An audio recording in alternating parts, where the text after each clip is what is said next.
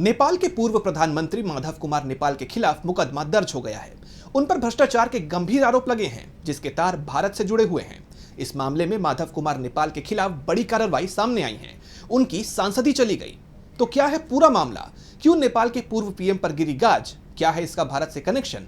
जानने के लिए देखिए ये रिपोर्ट। नेपाल के पूर्व पीएम माधव कुमार नेपाल मुश्किलों से घिर गए हैं। उन पर भ्रष्टाचार के गंभीर आरोप लगे हैं। ये मामला लैंड डीड से जुड़ा हुआ है।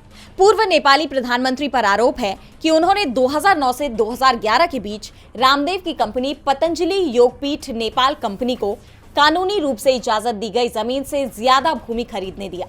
नेपाल के भ्रष्टाचार विरोधी आयोग commission of inquiry into abuse of authority यानी CIAA ने उनके खिलाफ स्पेशल कोर्ट में चार्जशीट दायर की है।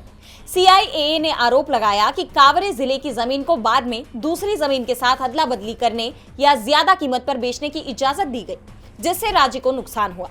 आयोग ने उनसे हर्जाने के रूप में 18.5 करोड़ नेपाली रुपए की मांग की है। हालांकि माधव कुमार ने इन सभी आरोपों को खारिज किया है।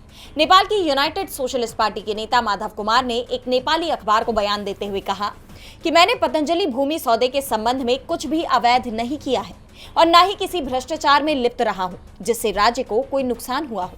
अब इस मामले में माधव कुमार नेपाल को अगर दोषी पाया जाता है तो उन्हें 17 साल तक की जेल की सजा हो सकती है। और नेपाल के कानून में साफ है कि अगर किसी भी सार्वजनिक पद पर बैठे व्यक्ति पर भ्रष्टाचार का आरोप लगता है तो उसे तत्काल निलंबित किया जाता है। इस कारण माधव नेपाल की सांसद सदस्यता अपने आप ही समाप्त हो गई है। वहीं मामले में भारत में पतंजलि योगपीठ ने किसी भी गड़बड़ी से इनकार किया है। पतंजलि का कहना है कि कंपनी ने उचित प्रक्रिया के तहत निजी तौर पर जमीन खरीदी है। DB लाइव ग्लोबल की रिपोर्ट।